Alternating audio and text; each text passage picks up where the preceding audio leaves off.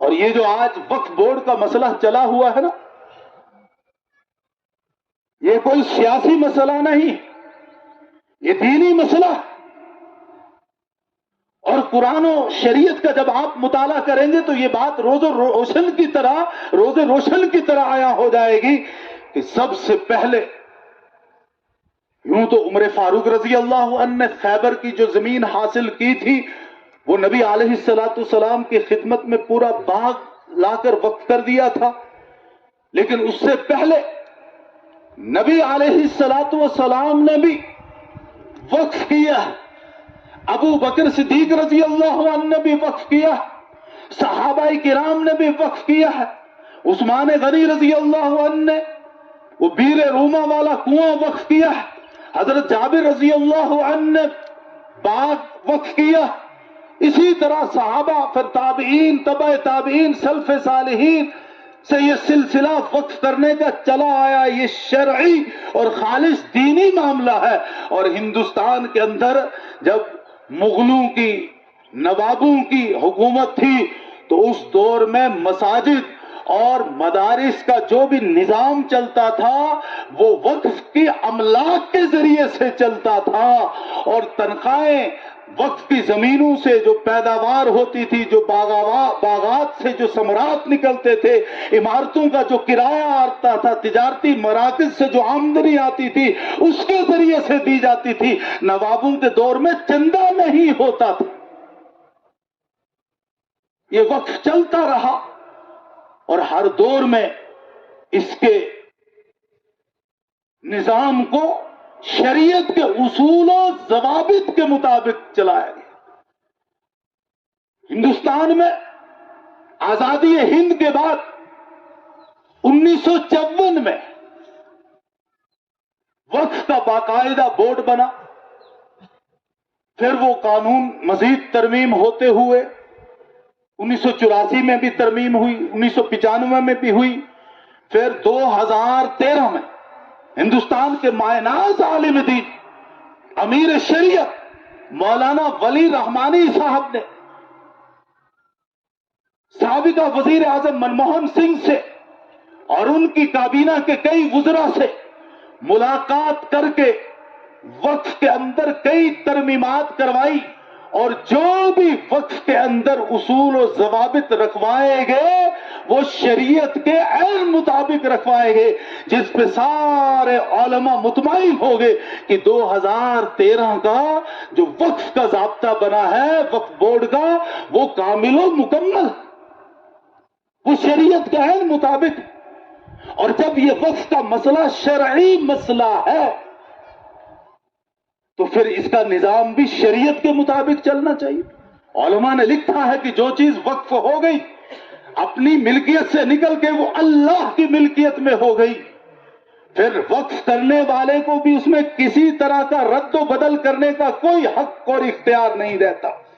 پھر جس کو وقف کی، مثلا غلام قادر صاحب کی اہلیہ اپنے مرحوم شوہر کے لیے یہ زمین مسجد کے لیے وقف کر رہی ہے، اب وہ وقف کر رہی ہے تو مفتی آفتاب صاحب کہیں کہ میں 2 سال کے بعد میری سوچ بدل گئی، میں یہاں اسکول کھولنا چاہتا ہوں، اسکول کے کمرے بناؤں گا، تو انہیں یہ حق حاصل نہیں ہے۔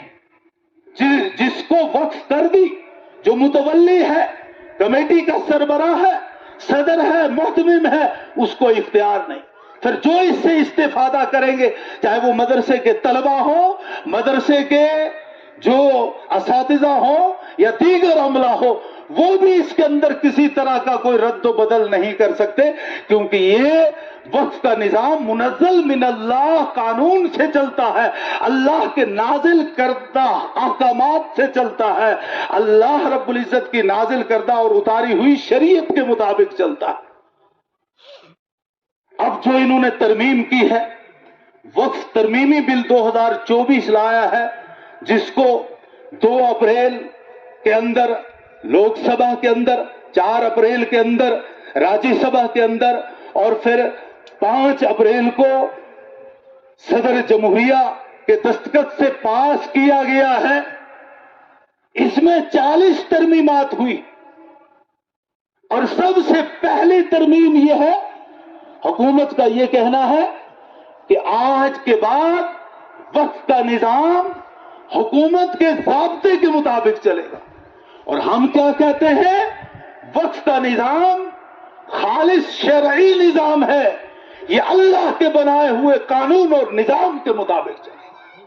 और जो आप नया कानून बना रहे हो, ये आपका कानून है जो अदलता बदलता रहता है। कांग्रेस हुकूमत ने बनाया था कुछ, वो बदल गया, अंग्रेजों ने बनाया था वो बाद में बदल गया, और आज बीजेपी बनाएगी, कल को फिर कोई हुकूमत आएगी तो वो बदल देगी।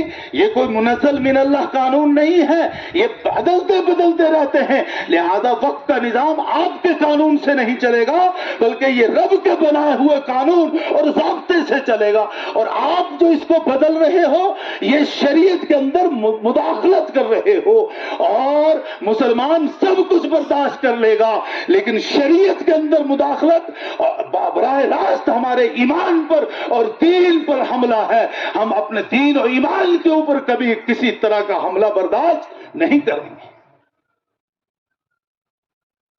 दूसरा ये कि मुल्क का जो दस्तूर है, आइन जब बनाया था उसमें मुसलमान भी शामिल थे, उसमें मौलाना अबुल कलाम आजाद भी शामिल थे।